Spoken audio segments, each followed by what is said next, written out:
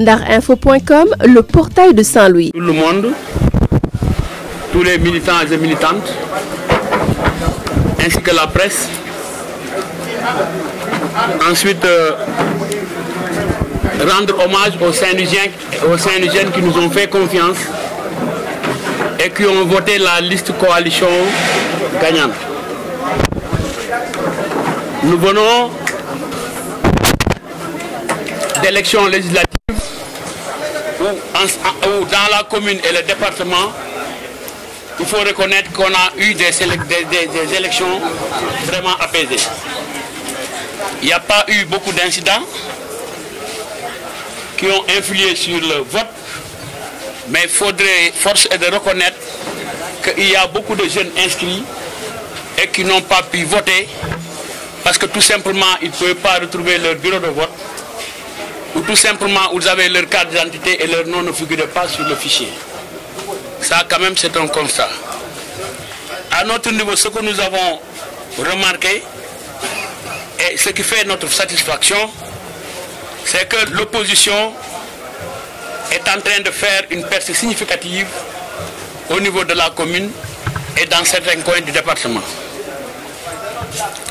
Si nous prenons d'abord Gendar, parce que je crois que l'enjeu de ces élections législatives, c'était où Ahmed Fall va reconquérir Gendar ou il va le perdre. Avec des milliards injectés, je pense que nous en sommes sortis glorifiés parce que nous avons gagné 18 bureaux de vote sur 19 et ça, je crois que c'est à saluer. En dehors de cela, nous avons gagné Sambandje Messaw. Nous avons gagné le centre test, le plus grand centre de sort, c'est Rawangom. Ailleurs, nous avons gagné Marigot avec 400 et quelques voix. Si on fait la différence entre les résultats qu'il y a eu entre CRCI, entre Omar Sir Diagne, Makodou Ndiaye, on voit que les scores sont très étriqués. À Cité-Niak, où il y a près de 40 ou 50 voix, ça veut dire que le travail que nous sommes en train d'effectuer commence à porter ses fruits. Donc rien ne nous empêche, nous, coalition gagnante Wattu Sénégal, de maintenir le même cap, la même dynamique et les mêmes stratégies pour aller vers la conquête du pouvoir local. Il faut aussi oser dire que, avec tout ce qui s'est passé à Gokhombath, où le FONGIP, en tant qu'organisme étatique, financier, a intervenu la veille 48 heures pour injecter 30 millions, où l'argent a circulé un peu partout. Malgré tout ça, de bons résultats ont été acquis par la coalition gagnante qui, par conviction, a fini de convaincre beaucoup de Saint-Louisiens qui ont compris qu'il fallait qu'ils les accompagnent dans ce que nous sommes en train de faire, c'est-à-dire une démocratie forte. Parce que tant qu'il n'y a pas une opposition forte, un enjeu démocratique très sérieux, de transparence, les intérêts des uns et des autres peuvent être en jeu, surtout la population. Donc moi je dirais que, encore une fois, il faut remercier tous les responsables sans exception, parce que chacun a joué sa partition dans la localité où tu étais, bien que, évidemment, nous ne sommes pas trop nombreux en tant que leaders. Eux, ils ont 10 ou 15 ministres avec beaucoup de mallettes. Ça ne nous a pas empêché d'apparaître et de rayonner, de surfer même sur eux, parce que n'oubliez pas qu'au centre de Diamaguène, il y a 2 députés, la députée Amine Gueye et le docteur Dia. Ça ne nous a pas empêché de l'emporter haut la main, ce combat-là.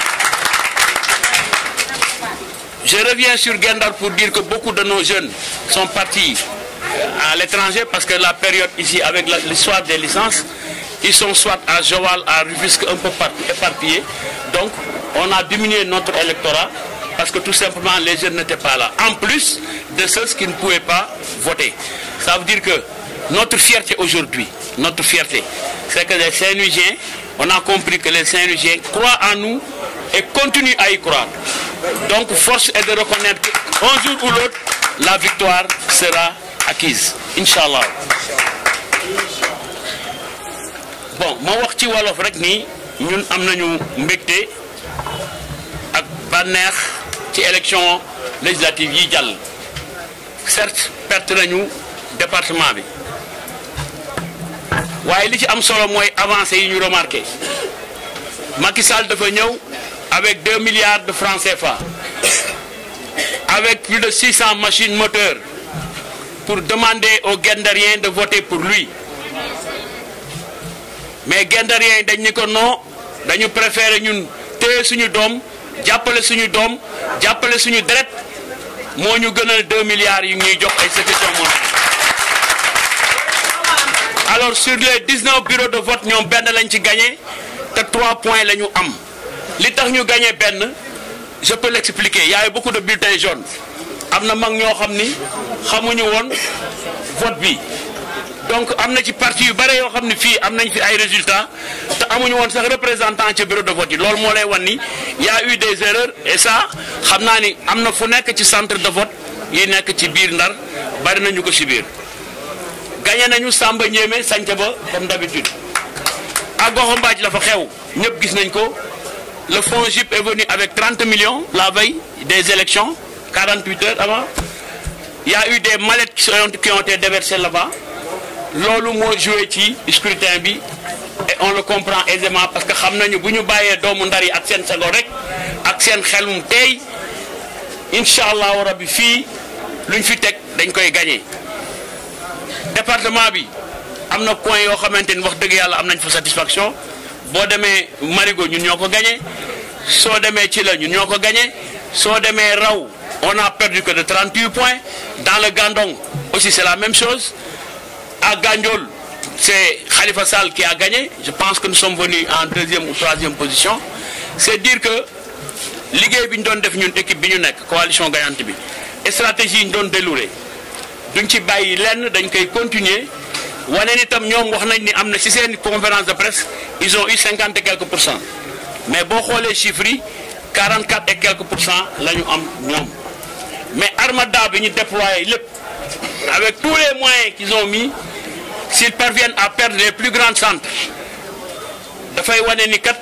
attention ñun liggéey bi ñuy liggéey am na njëriñ te population bi ànd na ak ñun et sans moyen ñu ngi dem ci nit ñi di waxtaan ak ñoom di leen convaincre pour ñu ànd ak coalition bi en tout cas li ñuy wax mooy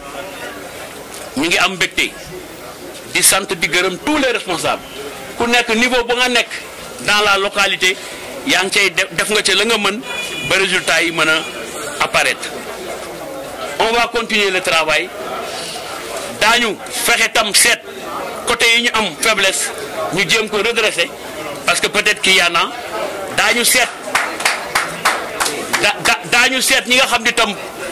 bëgg nañu ñëw ci ñoom te campagne bi permettre ko pour ñu massifier waat suñu coalition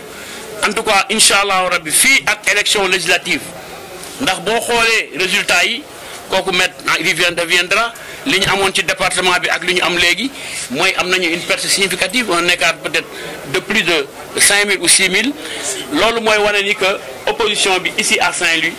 wax dëgg yàlla mi ngi dox bu baax waaye nag boo boolee l'ensemble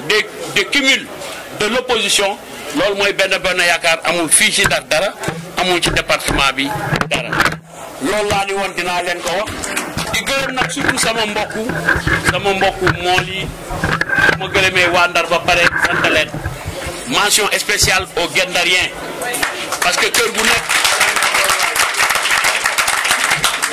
dugal nañ fa 2 millions kër gu nekk dugal nañ fa moteur mais seen deret la ñu bëgg seen deret la ñu gëm seen deret la ñu àndal seen deret gagné na. juróom-ñaar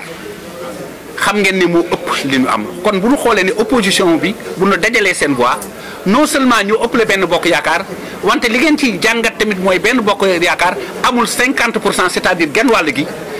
kon doon na signal pour président Macky Sall wane que ne le département de Saint-Louis joxe nañ signal wane ne que prochaine élection présidentielle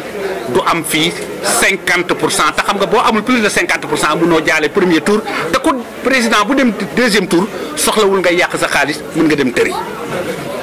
beneen bi ñu xool ko ci wàllu commune de Saint-Louis mooy Saint-Louis ci boppam xam ngeen ne bientôt tamit dañuy dem élection municipale loolu nag door na avertissement bu mag. xam naa ni sax xam na ko ci kii nga xam ne mooy sunu maire dégg nga mu di Mansour Faye ndax bu ñu seetee ñi nga xam ne woote nañ fii ci diwaanu Ndar mat nañ juróom-benn fukki junni ak juróom-ñett ak ñaari inscrits moom mi ngi ci am Benno Bokk Yaakaar bi mu jiite dégg nga 18743 muy ñaari junni ak juróomi junni ak ñaar téeméer ak lu teg kon boo seetee lii xaaj bi amu ko à peu près dégg nga bu ñu doon seet ñaar fukk yu ne xëy na fanweer ak lu teg tuuti la ci am te yaakaar naa ni kon loolu alerte la ci lii nga xam ne la ñu jëm. leneen nag li ñu ciy jàngat moo di bu ñu fàttalikoo commune élection mairie bu mujj bi coalition bi Ahmed Fall Braya jiite woon amoon na fukki junneeg ñaari téeméer. moom